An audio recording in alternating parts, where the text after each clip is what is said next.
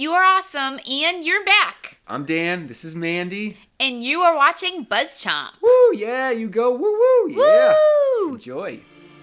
Game of Thrones, Season 7. Jon Snow is Aegon the Conqueror of old. We just found out that Jon Snow is Aegon Targaryen, guys. Yep. What does this mean for the rest of the history within Game of Thrones? Basically, every story we've ever heard is true, but it hasn't happened yet. See, these stories, they were perpetuated throughout history in the minds of men. Bran Stark, the three-eyed raven, connects with the minds of men. He has passed these stories down throughout history. Jon Snow, Aegon Targaryen, Aegon the Conqueror, defeats the White Walkers, unites the Seven Kingdoms. What is Jon Snow, Aegon Targaryen, about to do? Just that. He's going to ride a dragon alongside his love of his life and wife Daenerys, who also rides a dragon.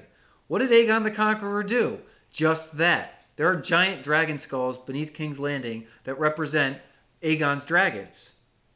Are those the same dragons that are currently living, and those skulls are just perpetuated in history and time? They're magic, people. It doesn't have to make linear sense in time. Old Naan told stories. She told stories of things that happened in the past. However, though, earlier in the show, we got a big bombshell of Old Naan foreshadowing that these stories were not of the past.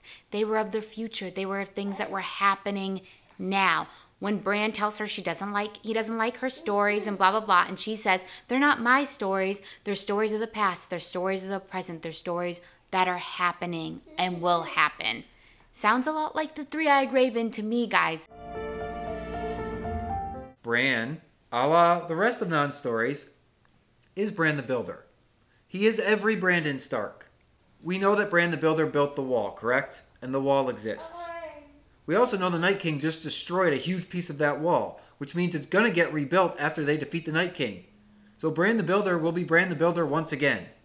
And Naan made the point, and the Three-Eyed Raven made the point. The ink is dry. These stories will happen. Time to history is unimportant. Things either happen or they don't. In the future, he's able to hear these stories as a child again.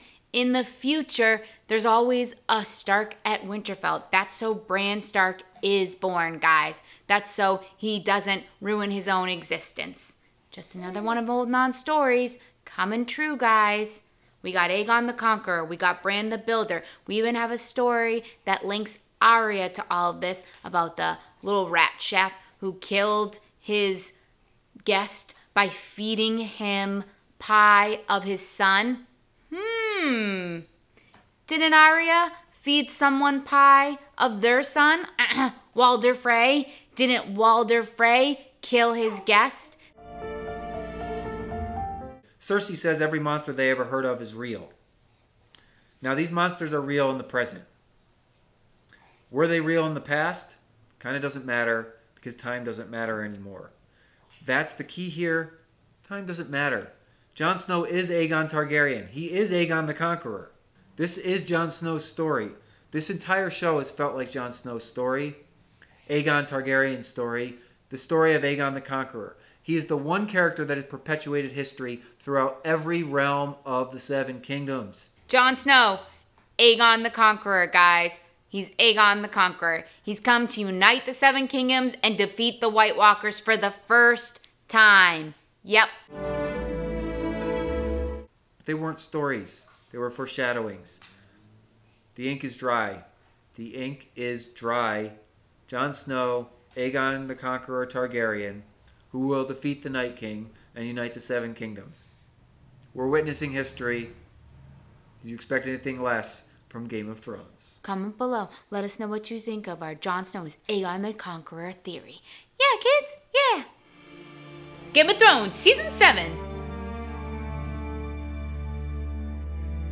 Tune back in More from Mandy and Dan on BuzzChomp. subscribe. Oh yeah, thank you.